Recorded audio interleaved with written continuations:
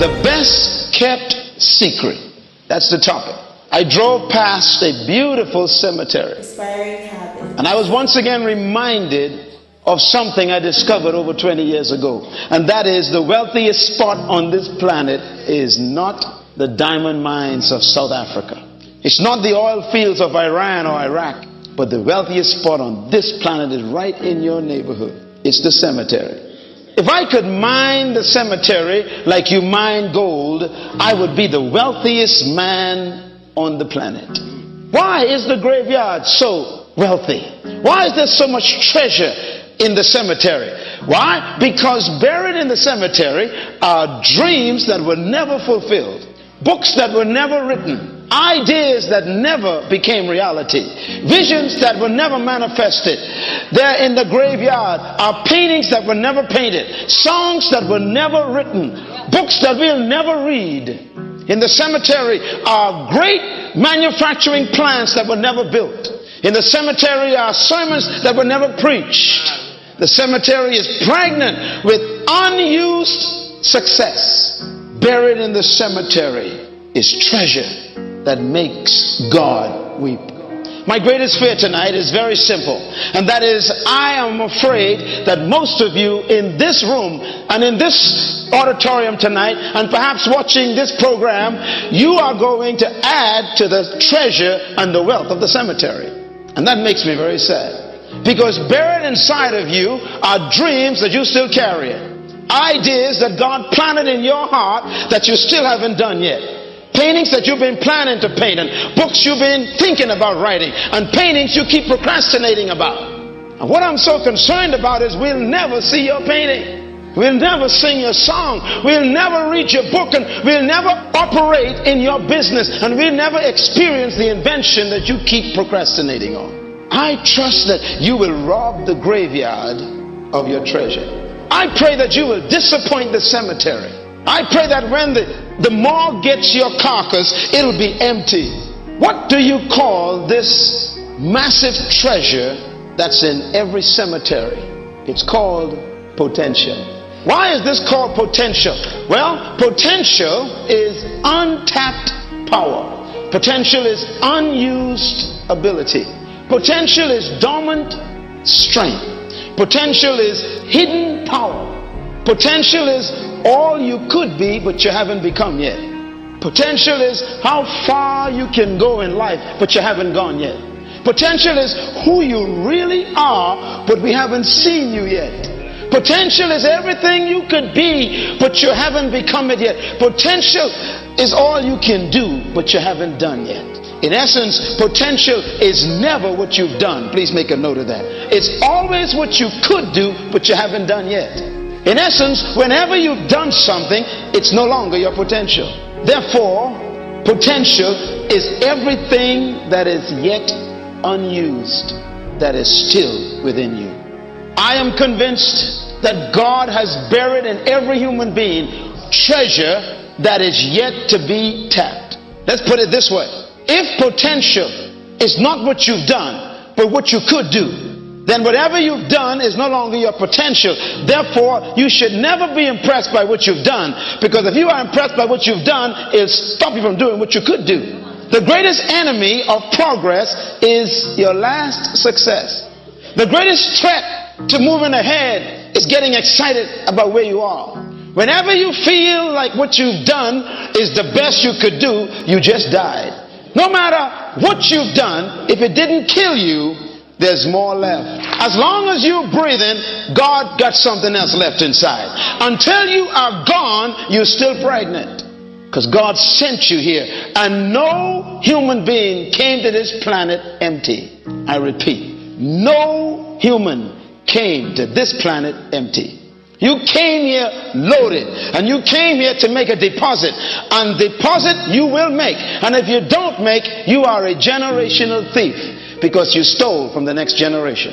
The next generation is supposed to benefit from what you came to deliver. And if you settle down on what you've done and not do what you could do, then you rob them of what you came to leave for them to enjoy. And that is why you should never allow what you've done to stop you from doing what you could do. No matter how great what you've done is, don't park if you've been driving for the last 30 years at 55 miles per hour, does your experience cancel the car's ability? No. That's why you should not judge life by your experience. If the car is parked outside and you walk up to the car and you say this, you say to this car, you are stupid. Can the car still travel 160? Yes. If you say to this car, I think you dumb and ignorant and backward, can it still travel 160? Yes. You say to this car, I don't like your color. Can it still travel 160? Your opinion does not affect the potential of the car. Opinions do not change potential. Therefore, what you think about the car is irrelevant to the car's ability. The problem is that most of us have accepted other people's opinions about us. Now here's a strange phenomenon. If you've been driving at 50 miles per hour all your life, but you are capable of 150, and I come and pass you at 60, then you are impressed. And what you don't realize is that you can make 160. Yeah. The problem is we are impressed by people who ain't doing nothing. That's why I never allow what you do to interfere with what I could do. As a matter of fact, I have come here to this conference tonight because I had to slow down to back up to some of you, because you're going too slow in your life. And I've come to say to you, there's more inside of you than what you've done. God's not satisfied with your present accomplishments. And so don't allow people's opinions to interfere with your potential. Your teachers call you dumb, just smile. Most of the time it ain't the students who can't learn, it's the teachers who can't teach. Don't let anybody declare an opinion over your speedometer, because God has buried in you untapped treasure. Society is a dangerous norm, and I don't want to be normal. Someone said to me the other day, why you want to be so different? I said, I don't want to be, I just am. I don't want to be like you. Why? Because it's too good being myself. Now, I want to talk to you about the best kept secret. And the best kept secret is a strange secret, because only one person has it. And the secret is about you. There's a secret about you that nobody knows except the one who manufactured you. There's information on you that has been kept, because if it was ever given to anybody else, they won't believe it. I want to talk about how to be set free so you can discover your secret. The key to freedom is knowledge. And the key to knowledge is truth. The greatest enemy of man is ignorance. Ignorance is the cause of all destruction. As a matter of fact, we blame so many things on this entity that we call devil that we've become irresponsible lately. We eat bad, get sick, and then blame it on the devil. Ignorance is the major enemy of man. God says, my people perish, or they are destroyed because of a lack of knowledge. And because they have rejected knowledge, I must also reject them, and they cannot represent me. And then he goes one step further. He says, and I must also reject their children. Here's the point. If you don't know anything, and you teach your children what you know, then your children is as smart as you. Write this down. All I know is what I've learned. No matter how many books you bought, you only know the ones you read. Some of you bought books last year and haven't cracked the pages yet.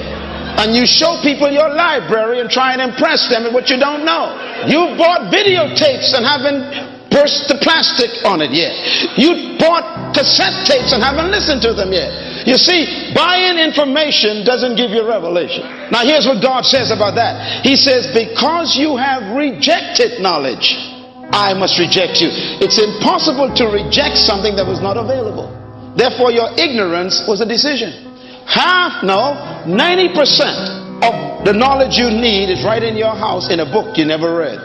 Every time you pass a library, knowledge incriminates you. God says you are perishing because you lack knowledge. So don't blame it on the devil. Don't blame it on your mother-in-law. Don't blame it on your teacher. Don't blame it on the school system. You don't need a teacher to learn. Some of y'all blamed it on the education department. You don't need a professor to make you read a book. I'll never forget the day when I walked on the premises of the university I attended. I walked into my first class, freshman, and here comes this professor. And I was so excited, all my books, and I sat there ready, eager to learn. And I saw this great bank of reservoir of knowledge walk into the room. And I said to myself, I'm going to learn so much from this great man. And he stood there for 5 minutes and says, good morning. I'm glad that you are here today. Our course of study shall last for this semester. You have 5 books to read. Tonight I want you to take the first book, read the first 5 chapters, write a paper. I'll see you tomorrow. Where are you going? I just paid $2,000 to come to this school. Come back here, preacher. And he left. And I got mad. And I said, wait a minute. I just paid $2,000 tuition and another $1,600 for room and board. And I bought all these books for hundreds of dollars. And the man spent 5 minutes in the class. I went to the library and realized that I was going to be spending over $57,000 for someone to tell me go and read a book. Knowledge is the key to freedom.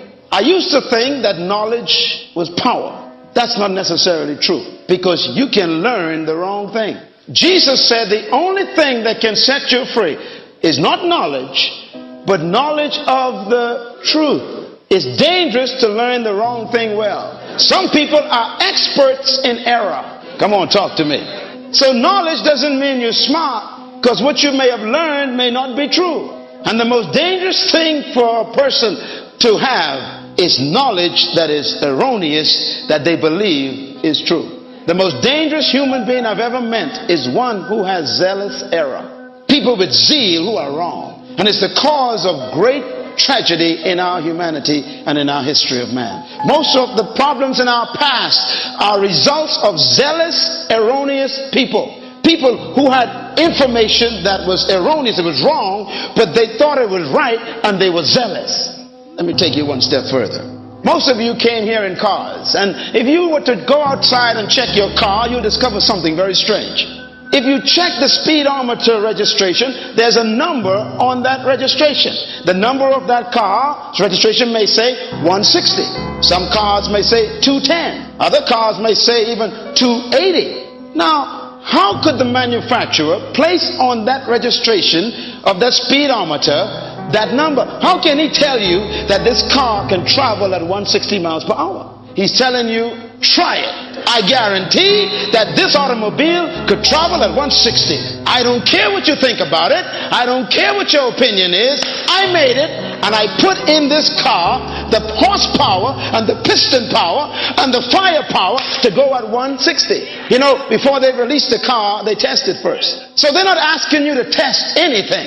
It's already tested. They're asking you to use it. Question to ask you. Driving at 150, does that cancel the car's potential to travel at 160? No.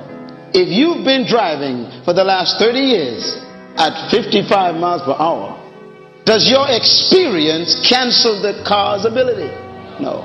That's why you should not judge life by your experience. Now I want you to turn with me to the manufacturer's manual. And I want you to read a section of the manual that talks about you. It's found in section Psalm, subsection 139, article 14. Now for those of you who are religious, that's Psalm 139. And in the manual it talks about the product. Now remember, only the manufacturer knows the truth about the product. Let's take a look at verse 13. For you were manufactured in your innermost being, knitted together by the manufacturer in your mother's womb. Do you understand this technical jargon? See, I got to talk like this because some of you are too spiritual. That's why you're driving at 50. Here you are working in a shoe store and you're excited because you're the supervisor. But the manufacturer is depressed because you're supposed to own the store. We get excited about what he's disappointed at. Verse 14. I praise you because I am fearfully and wonderfully made. Marvelous are the works of your hands, and my soul knows this well. He says, I praise you. He's talking to the manufacturer. He's saying, thank you, manufacturer. Thank you, factor that made me. Why? Because I am fearfully made. Write the word fearfully down. Now check how it's spelled. Be careful. It doesn't say F-A-I-R. It says F-E-A-R-L-L-Y. It says when he made me fearfully. The Hebrew word here is an awesome word. It means when he put me together, when he was manufacturing me, he was full of fear. Why? It's the kind of fear that an artist has. He was like an artist putting something together because you don't want to make a mistake. You are afraid of making a mistake. That's the fear that's written here. When God put you together, he was afraid to make a mistake. That's why David says, I praise you. Why? Because when you put me together, it is exactly what you wanted. My nose is perfect. Why? Because my nose was necessary for my purpose. My cheekbones are exactly what I needed to be what I was born to be. When you wired me and fixed my hair the way it is, it was related to what I was born to do. You didn't make a mistake. That's why you should stop hating your face, because he took a lot of time to put that together. So stop looking in Vogue magazine at other people's faces. Stop trying to become like GQ. You ain't no Gentleman's Quarterly. You a gentleman all the time. He was so careful that he wanted you to be not only exactly what he wanted, but he wanted you to look the way you look. That's why in Isaiah it says, how can the pot say to the potter, how and why did you make me like this? He said, don't you dare ask the manufacturer why he did you like this, because he has some stuff you don't know about that required what you get. Your height is perfect. So stop saying you're too tall, lady. Walk proud with your height. Why? It's connected to your purpose. When he wanted to design you, he made sure, I like this, it says he created you in the innermost being and he put you together in your mother's womb. That means when he wanted you, he was even careful about which womb you were in. If you are black, he wanted you black. If you are white, he wanted you white. If you are yellow, he wanted you yellow. And if you ain't sure what you are, that's exactly what he wanted. Whenever God wants a combination, he combines them. Tell your neighbor, I am perfect for what I was born to do. He knitted me together in my mother's womb, and I am fearfully put together. The manufacturer says you are wonderfully made. Write the word wonderful down. I want to show you how much we just don't study the word sometimes. The word wonder, wonderful, is actually two words put together. It's a grammatical construction. Because the Hebrew word was so complicated, they had to use two English words to create the word. I am wonderful means that when he put me together and when he designed me and when he had faithfully finished me, putting me all the details, the Bible says when he finished, I was full of wonder. That means when I walk in your presence, it makes you wonder. If somebody don't like you here, tell them this is a wonder here. It ain't the fact that you don't like it, you're just wondering about it. I'm full of wonder. You can't figure me out. You don't know what I'm going to do next. Why? I'm full of wonder. When you think I failed, tomorrow I'm full of success. I'll make you wonder. When you thought I quit, I'll start again. I'll make you wonder about me. Let me tell you something. There are people who believe that they got to be like other people to be somebody. Why would you want to be like somebody when you are an original? It's boring being like other people, dressing like other people. That's why when you go to the stores to buy clothes, you'll notice that the cheap ones are all the same. Them racks with all them dress tailors the same, they're cheap. When you find 10 dresses all the same, they're cheap. When you cut your hair like MC Hammer, you're cheapening your head. When you show up, they're supposed to wonder, where did that come from? Tell your neighbor, be yourself. Wonderfully made. Write the word marvelous down. It's from the word marvel.